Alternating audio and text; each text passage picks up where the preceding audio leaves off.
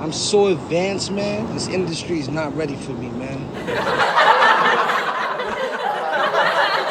Just waiting for you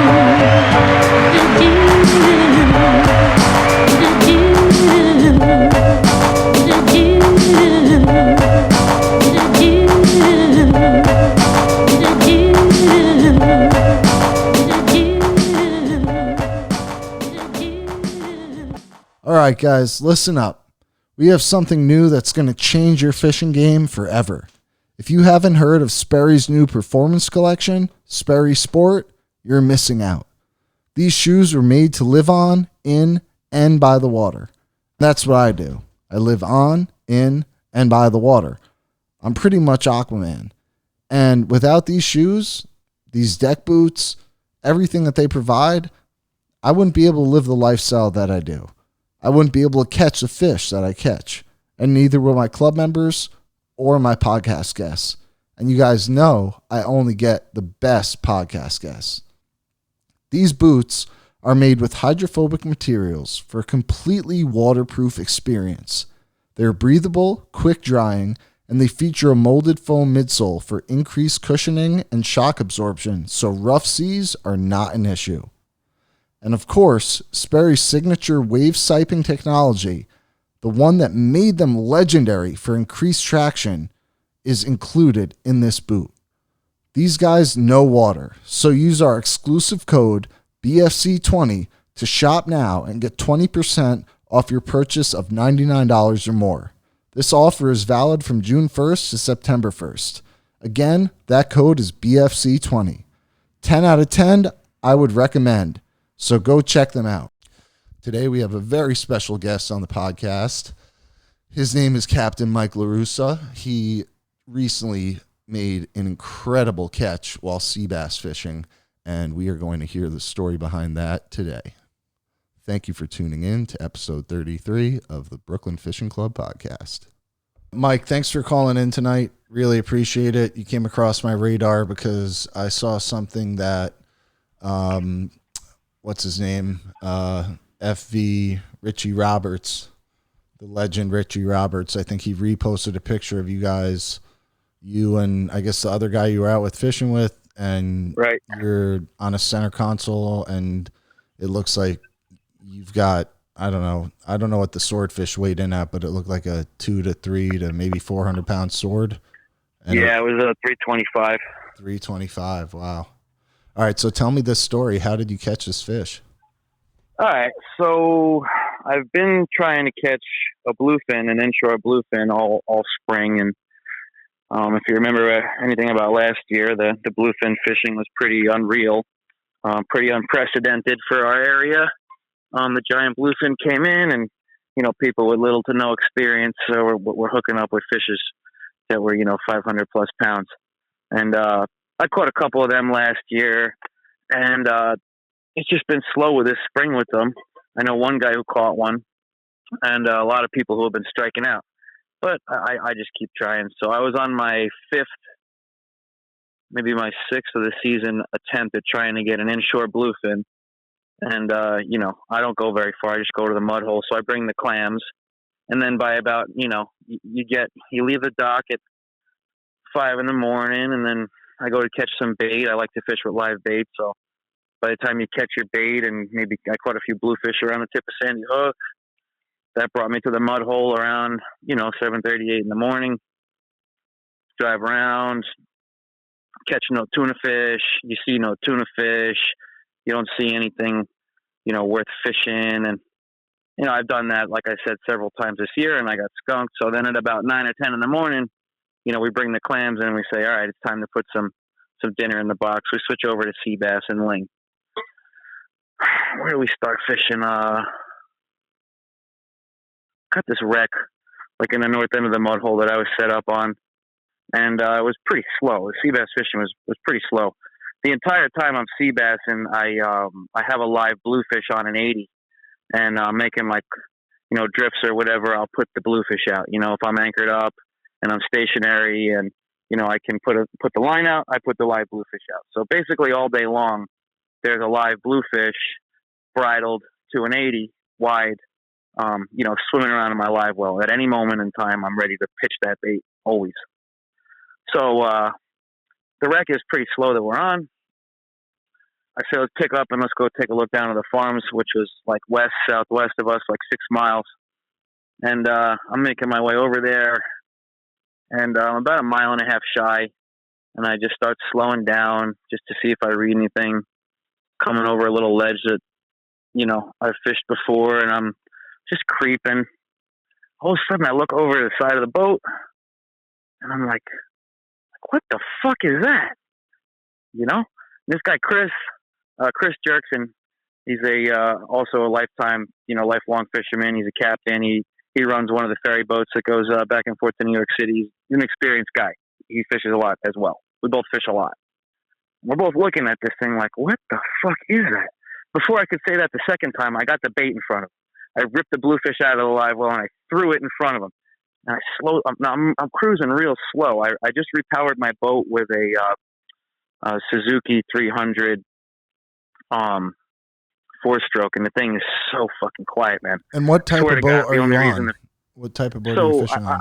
I have a Ken Craft 235 Challenger, which is a 23-foot center console with a single motor on the back. But I just got this boat in November, and I spent the entire winter doing a rebuild and a repower on it because of a tragedy that happened to me last year on a fishing trip on my previous boat, which is a completely separate story that I will tell you if you want to hear that one. But so I spent the entire winter rebuilding and repowering a boat. I replaced every component in the vessel, all the pumps. I refabricated all the switch panels from scratch and put a new motor on it, replaced all the copper, every wire in it, every battery, all this stuff. I basically built a boat from scratch because last year I lost a fish because my boat was underpowered, So anyways, back to the mud hole on Friday. Let me ask you real quick. Go ahead. For people that don't really know anything about what the mud hole is, can you give a brief description of like what this is in terms of why it attracts so many anglers to it? So the mud hole is it's basically the beginning of the offshore grounds that are offshore of New Jersey and Long Island. And if you're familiar with the Hudson River that runs past New York City, and you follow that Hudson River out, the geography line that takes you to the contour that takes you to the Hudson Canyon is the mud hole. So it's basically the main vein of the depth contour that runs all the way out to the end of the continent, so to speak. So how long of a ride from New York Harbor to the mud hole would you say it is? From Rockaway to the mud hole, 14 miles, maybe. The spot that I was in, I was due east of Long Branch, about 8.5 miles. So you could still see the Highlands Hill, there's a mountain in New Jersey in the town of Highlands there, and you could still see it. It's unmistakable. So as long as I can still see land, I'm still considering that kind of like an inshore trip. I'm not in the canyon, or I'm not burning 200 gallons of gasoline, that kind of thing. Gotcha. So you're cruising along, you pitch the bluefish up to this beast. You don't even know what it is. Yeah, exactly. I think it's a shark. I think it's, I didn't really give it much thought. The thing eats the bluefish. And as soon as it eats the bluefish, it turns towards the boat. And before it even came tight on the rod, I had a harpoon in it, like immediately. I didn't give it any time. I didn't give anybody any time to think. Okay, let me ask you this real quick. Got eaten. Go ahead. How, if you were set up for sea bass fishing, because that's what you were about to do, right? Mm-hmm. Where, like, you just had the harpoon ready to go? I had everything ready to go because we were tuna fishing all morning. Gotcha. Okay. I was tuna fishing. Like, I was reluctantly sea bass fishing. So this because I wanted to have fish for dinner. Gotcha. You know what I mean? But you don't want to go home skunked. Tuna. Yeah. And the thing about fishing at the farms is long drifts. You're not fishing like a wreck. When I was fishing the wreck, when I get set up on anchor, I put the thing out on a balloon and I just sit there on anchor. But like I said, that bait doesn't get hit 98% of the time. I just always have it out there for that one in 100 shot. But I mean, at the farms, there's tons of sharks around and all kinds of other, mysterious big fish. So if I'm going to make a drift for a half hour, I just fucking throw the bluefish out and see what happens on the 80. You never know. You never know. So this sword took the blue, started swimming at the boat, or at this. It was very, very lackadaisically swimming at the boat. Like he was like, "Yeah, I'll eat that." But it had the full bluefish like in its gut, like it had fully inhaled it. No, it wasn't even. I swear to God, it wasn't even his gut. Like he might not have even swallowed it. Like by the time just mouthing it still. He came to the. No, it was in his mouth. The line was coming towards the vessel. Yeah. Then I stuck him with the harpoon. So who's reeling right now? Are you reeling in? We never hardly even took any cranks on the rod, man. You just never even touched went it. for the harpoon. I had the harpoon ready. He was right next to he was literally right next to the boat. Like I was like, I only had 120-pound leader on the tuna rod. I knew it was a fucking big billfish. I thought it might have been a marlin, a blue marlin, or a sword. I knew it was a billfish. So I knew that 130 wasn't going to last very long against that bill. What color? What color did it?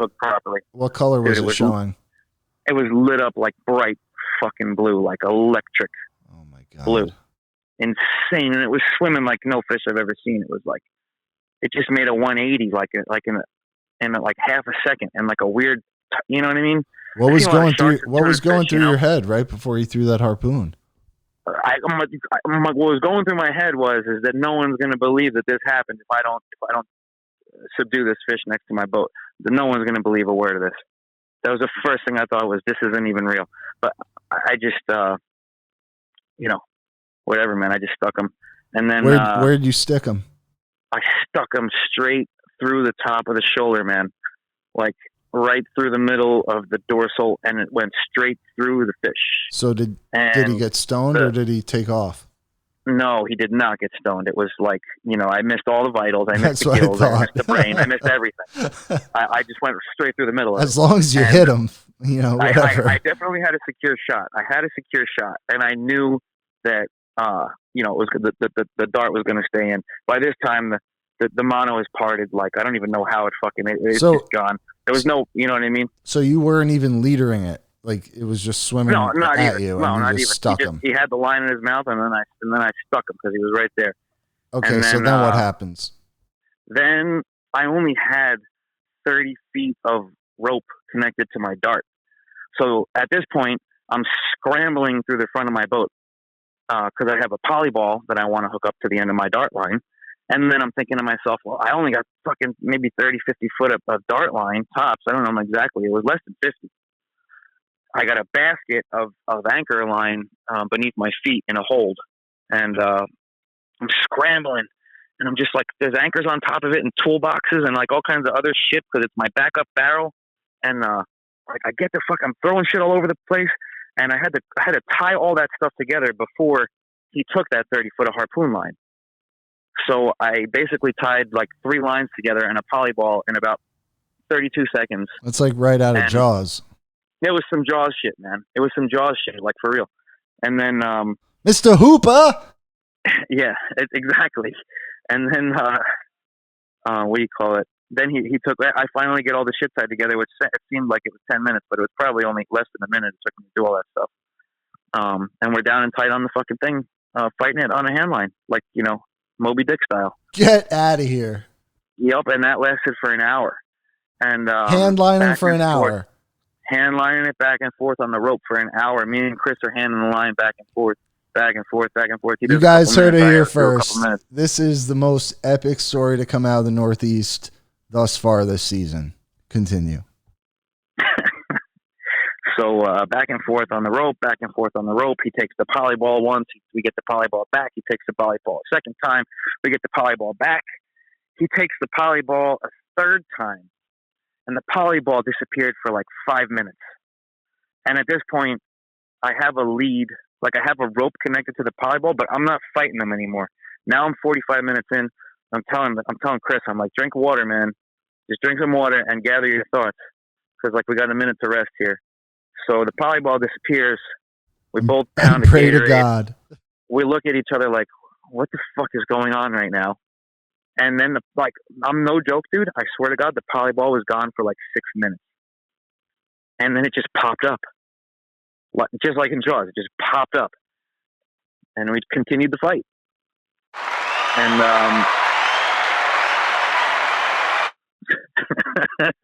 sorry, I just got this new podcasting thing, and I love these sounds.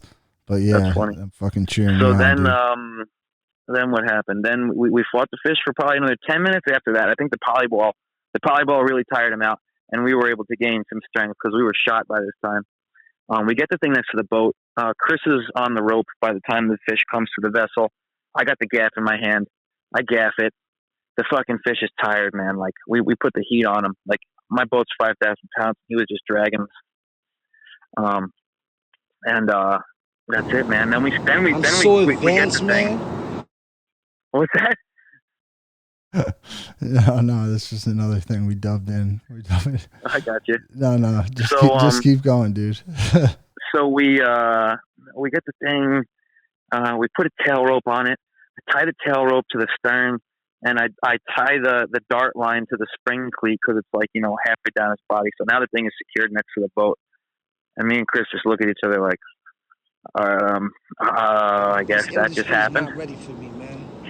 This industry is not ready for me, man. So then we strung the fish up. I have like a T-top. We tried to get it over the rail, and we could not fucking get the thing out of the water. We got the tail strung up. We got the bill strung up on the back of the T-top. We got a rope on the middle of it, and I'm just like, me and Chris tried for over an hour to get the thing over the rail. Wasn't happening. Well, the nearest vessel was was a mile and a half away. I actually measured it of the track line at the end of the day. The nearest vessel was a mile and a half to the north, and me and Chris, once we realized that we weren't getting the thing over the rail, we putted over to the boat that we saw there, and they were sharking, and my first thought is, I'm in the mud hole, could be anybody out here fishing. These guys are sharking, and the last thing a sharker wants is for somebody to drive through his slick. You want to fish a sharker off, like that's how you do it. So I'm thinking to myself, how the fuck am I going to approach this vessel without pissing these guys off? So I go up, I take a good wide turn, I go around them, see which way their balls, their balloons are going. I go the opposite way. I scream over to them like, "Hey guys, I could use a couple of hands getting this thing over the rail, man. I can't get this fish over the rail that we caught." And the six of them are looking at it like, what the fuck is that? Like, it's not a thresher shark because the tail was hanging out of the water, up in the air, and the head was in the water. And then they saw me pick the bill up, and all six of them looked like they saw an alien. And then two guys, I nudged the front of my boat up to the port side of their vessel. Two guys jumped on, and then all four of us heaved the fucking thing over the rail. And then I went home, and I fucking hung in at Twin Lakes Marina in Highlands, New Jersey. It's so crazy, bro. That's it, man. That's the whole story.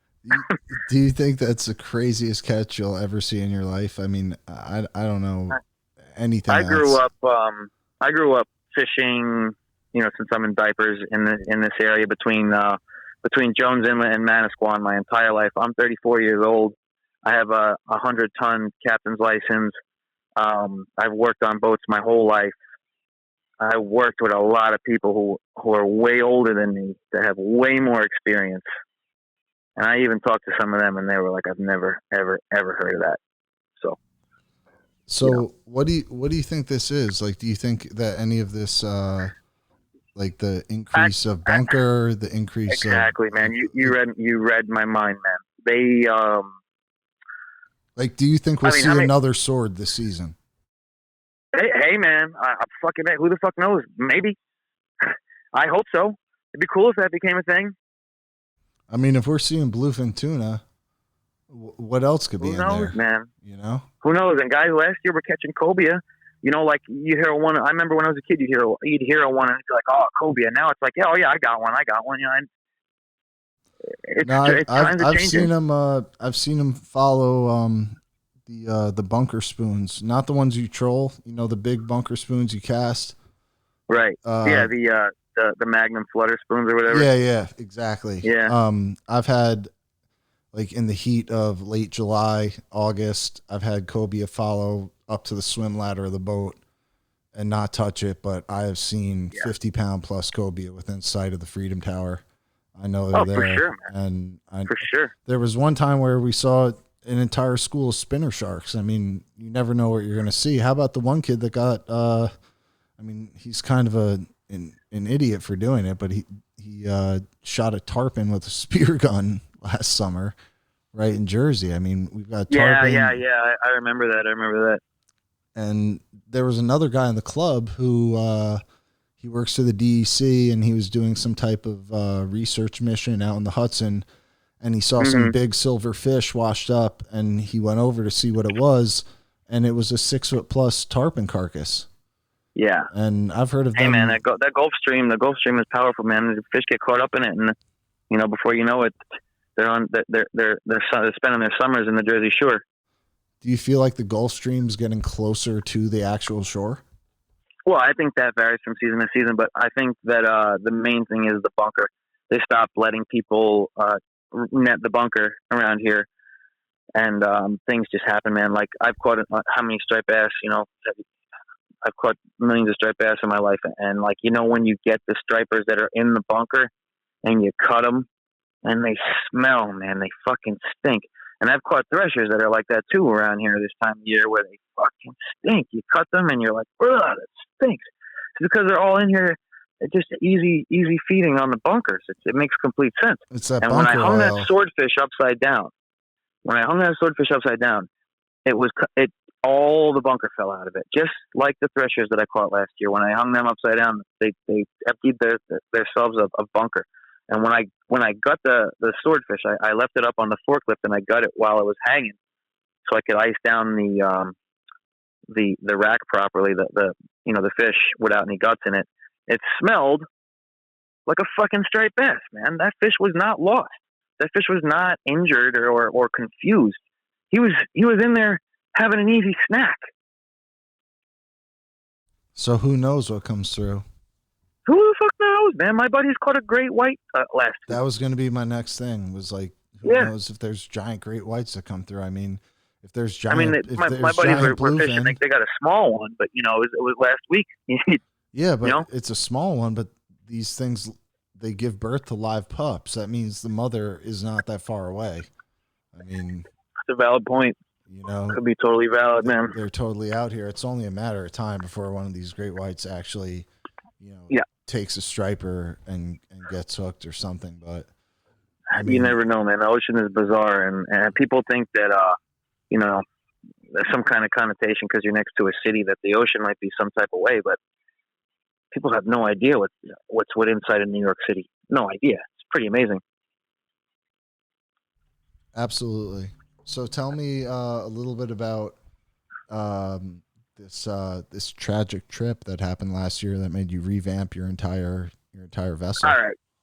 So I'll give you a little bit of background with that. I used to have a boat.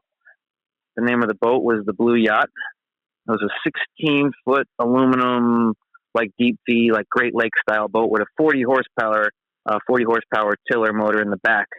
And I used to fucking fish that thing like nobody's business, man. Mahi. I had a trip where I caught 40 mahi on it by myself. I would load it up with trigger fish. I would fish that thing just hard as hell. And you mentioned the spinner sharks. I saw them a bunch of times last year. And that's kind of like a telltale for me. Like, if you see the spinners, you're in the right area. So I knew that the bunkers and the spinner sharks were over by Rockaway Reef. Took my buddy with me, my buddy Linguini. We left the dock at 4 in the morning. It was still kind of dark out. And we drove from Highlands, New Jersey to Rockaway Reef. It's I think it's 10 miles from Sandy Hook or something like that east. But you're right up on the beach in Rockaway. So we see these the bunkers, and you mean we're catching these. I'm sorry. It's tough when we're not face to face. I hate to talk over. Yeah. Go ahead. When you say you're fishing Rockaway, are you fishing just beyond that like final sandbar, like right off the beach? I was fishing Rockaway Reef. Oh, the reef. Okay, copy that. Yeah, I was Okay. fishing Rockaway Reef. Gotcha, yeah, gotcha, which gotcha. I think that's 9 or 10 miles east of the tip of Sandy Hook, something like that. Yeah, But you're yeah, right yeah. up on the beach there in Rockaway. Totally. Yeah. So I found the bunkers and the spinner sharks, and we're like fishing for the sharks or whatever. I knew there was bluefin around. This is before that giant fleet of bluefin tuna fishermen congregated. It was before it was cool to catch one of those giants, and everybody was there doing it. They were still there. They were there before I brought blacktip to the scene.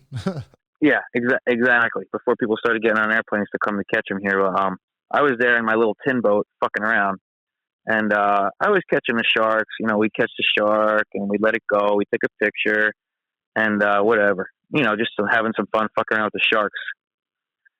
So my buddy catches like a 4 or 5 pound bluefish. He catches a nice bluefish, and I have a tuna set up. I wrapped it myself. It's California wrap style with no gimbal on it. It's just a rod. It's like a 7.5, or maybe it's an 8-foot rod, super heavy with no gimbal. And I put an accurate Boss Fury 600 on it, which is, tuna fish 150 pounds or less. Like that's what it's meant for. You could totally whoop, 150 pound fish on it. That's what it's designed for, fighting fish in your arm. So my buddy Linguini catches his bluefish. I have a rig on that rod with a circle hook and 200 pound mono, and I put the bluefish on, and I do this technique where I troll live baits. There's a couple of little tricks to it. I learned it when I was working down in the Caribbean, and so I'm just trolling this bluefish around, and it looked like somebody fucking dropped a grenade off the back of my boat. Bang! The fucking reel starts emptying. And by this point, we had already caught like 8 or 9, a bunch of sharks. It wasn't a fucking shark. I thought maybe it was a thresher shark, like a real shark. So the thing starts emptying the spool. We start chasing it. It's going southeast. We're hooked up at 8:30 in the morning, and it's just dragging us, man. It's dragging us due southeast.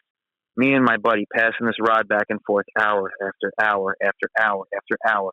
11:30 in the morning rolls around. We're 3 hours or so into the fight. I start making phone calls. Hey guys, I'm about to be out of cell phone range. I hooked a fucking real one. It's dragging me out of cell phone range. This is my position. I'm heading in this direction, and I'm traveling. The fish has got me going like 6 or 7 knots. And I made a couple of phone calls. I called some people on the radio. There's a boat out of Long Island named Tuna Cartel.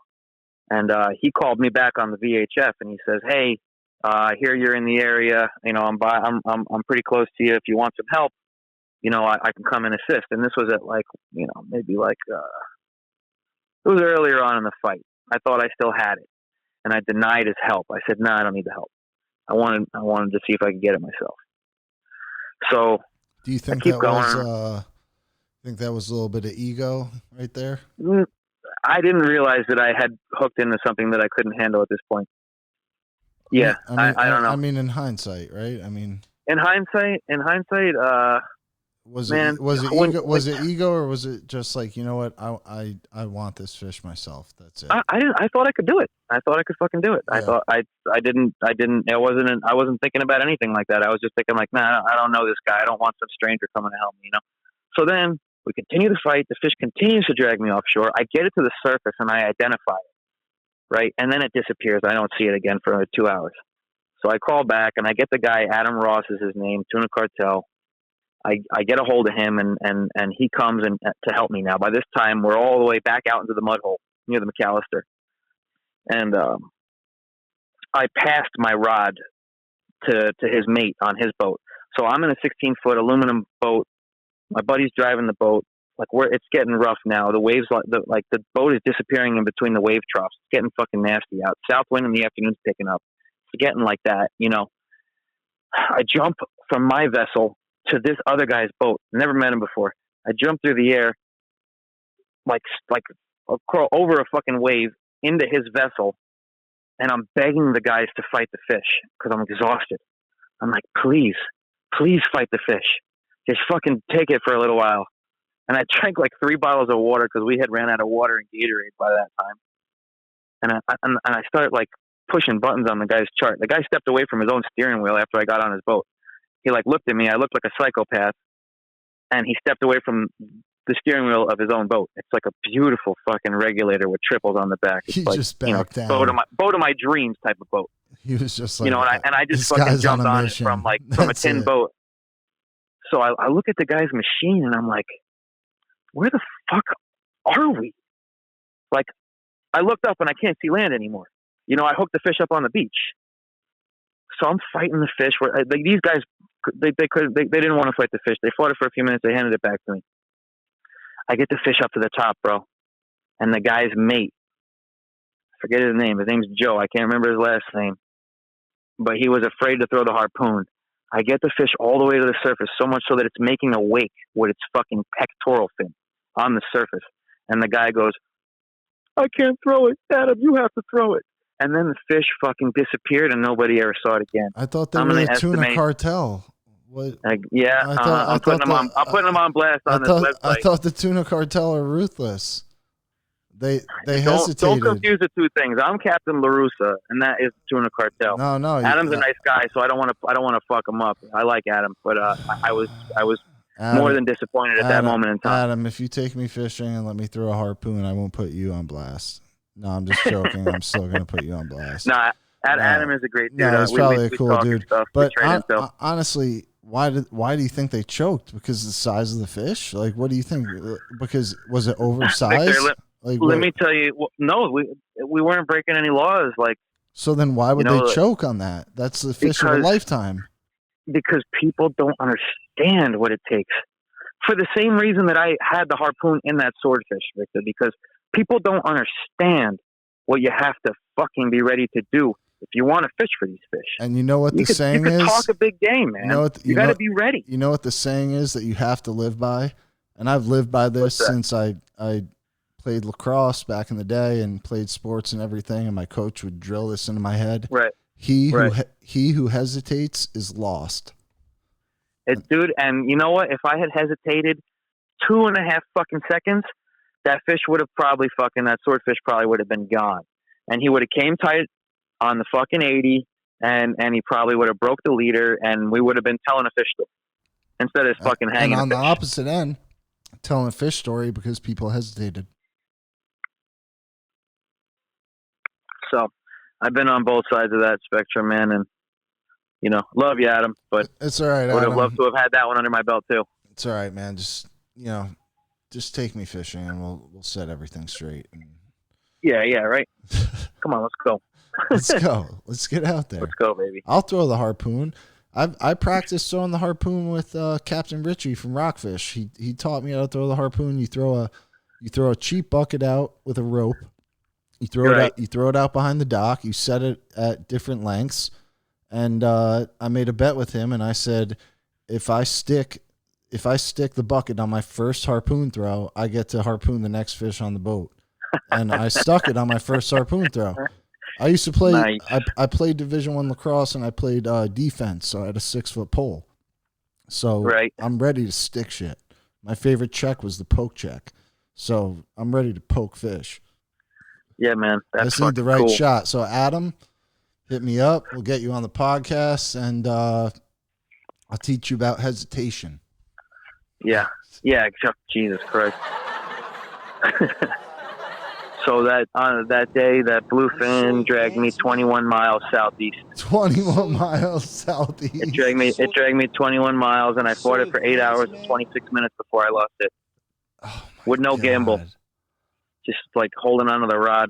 And then the next morning, when you woke up from your alcoholic stupor from trying. No, actually, I went home that day and what was what was the aftermath of losing that fish? Because I might have gone on a 2-week bender and no one would have heard from me.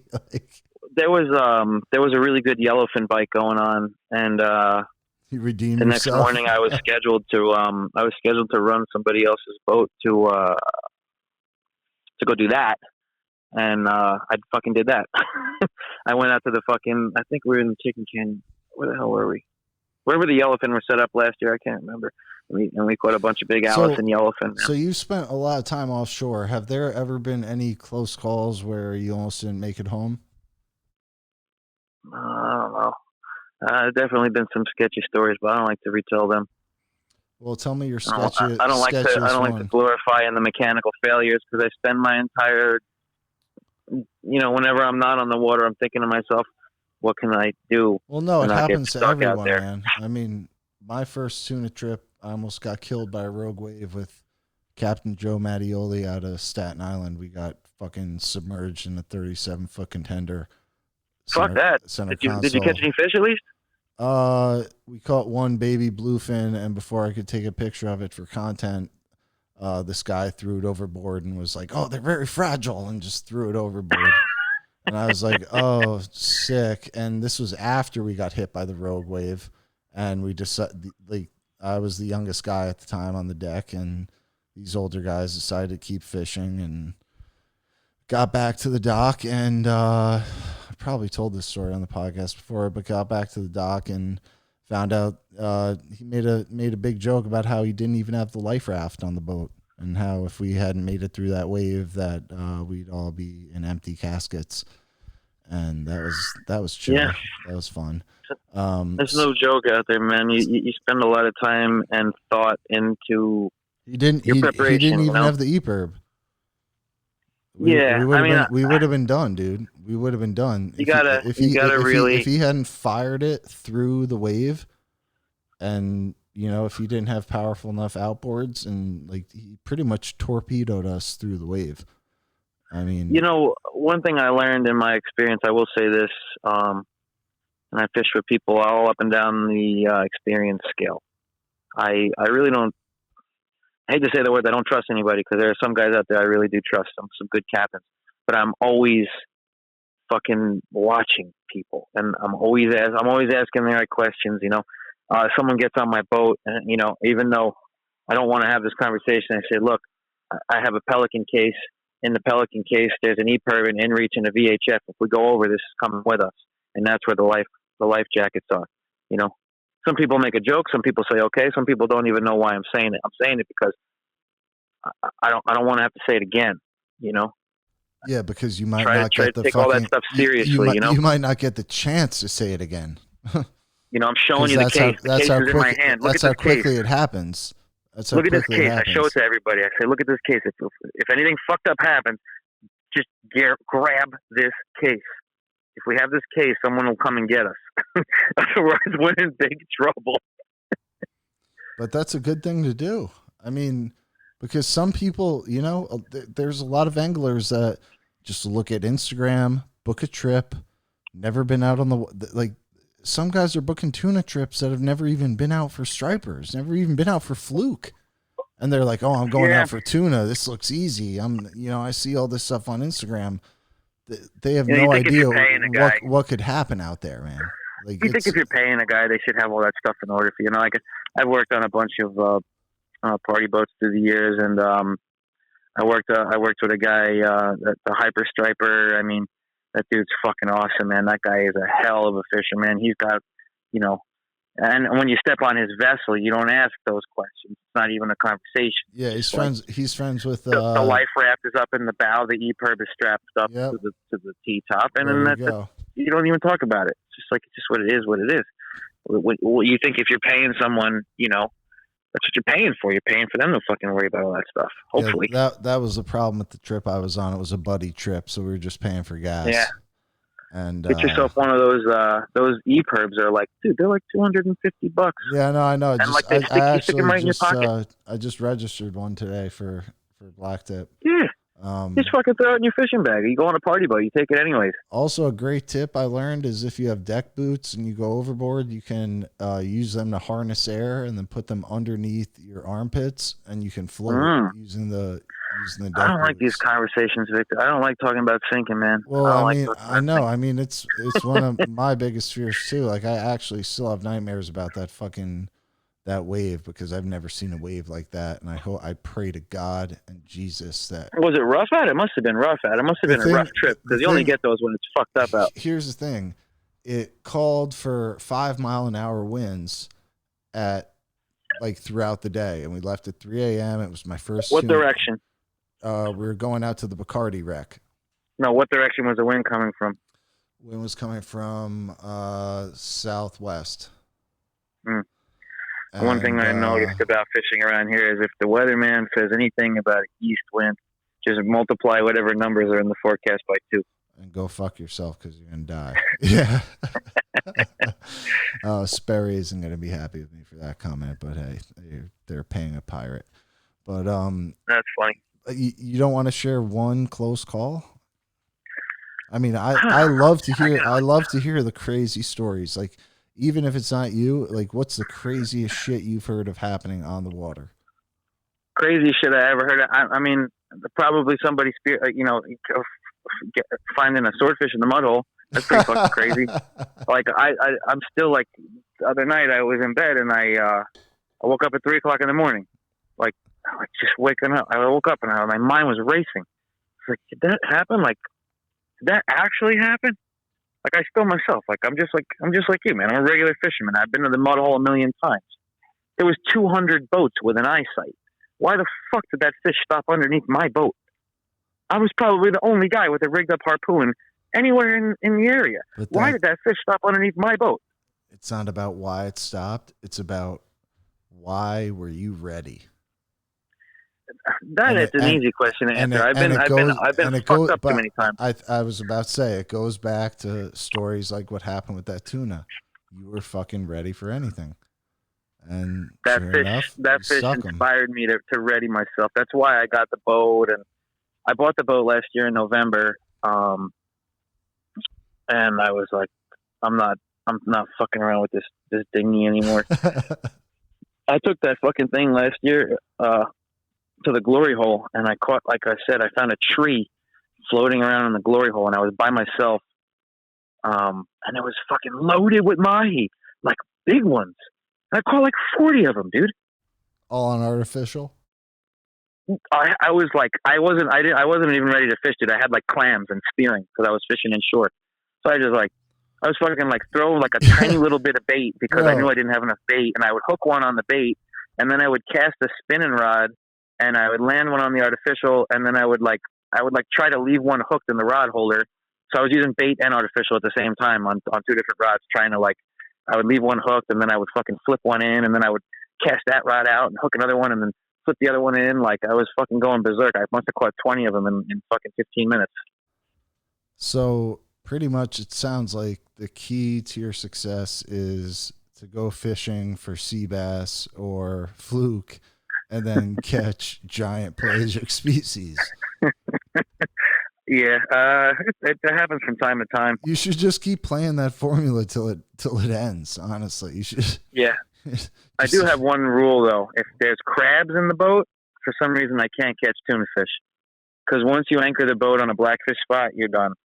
You're not tuna fishing anymore. You're totally fucking in a different world. You get sucked into a blackfish bite, and then you don't catch a tuna fish. One of my main questions to you is, and this is something I've found to be something I've struggled with my own fishing career, is when you reach a certain milestone, like, what you've just done with this swordfish, you have to ask yourself, what's next? And man, does it matter? I think I have a good answer for that question, man. Okay, cool. Because last year when that shit happened to me with that tuna fish, I thought I reached that point where I was like, man, I hooked this fish. It taught me a lesson, and it kind of like put the ocean into perspective for me, and it taught me that, even on a beautiful day, you can get the glory taken from you, like that, and the snap. And I guess the answer is, like, you never fucking know what you're gonna stumble upon, man. I had fucking 5 sea bass and a ling in the box when that happened. And the sea bass fishing was slow, and the tuna fishing was non-existent. And I just slowed the boat down, and there was a swordfish sitting there. So the reason that I keep going, and I have a full addiction to the ocean, and, I'm gearing the boat up tomorrow to go out again the next day, is because you don't know if you don't go. You just don't know what's out there, man. Simple as that. And that fucking thrill of, like, The thrill of the hunt. what could happen next? I could fucking throw a lure out behind the boat and hook a marlin. Who the fuck knows, man? You really could. Who the fuck knows? At this point, cobia, swordfish, bluefin tuna, that pretty much means any pelagic species could be in the mix. So if you're prepared I got no the way going you home are, with just regular tuna fish, man. And regular fish, or regular old Seabass. tuna fish are good enough for me, man. Yeah, I love Seabass. I might call this. I might call this interview Seabass and Swordfish. Seabass and Swordfish, unbelievable, dude. Man, you cleared the whole cool. gambit, and I'm running out of space on my SD card right now, so cool, man. We got to wrap this up. But dude, it was great stories. I'm so happy I got the first take on this legendary swordfish catch, because this is unprecedented, and the way you broke it down was perfect. I think everybody listening is going to love it. Cool, man. And I know this was short notice, but everybody who's a guest on our new podcast is going to be getting Sperry gear. Sperry is sponsoring our new podcast. We have deck boots for all of our guests. We have discounts for all of our listeners.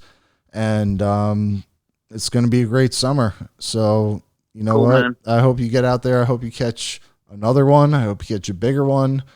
I hope I can't wait to see what you do. I mean, the whole question, what's next, Mike?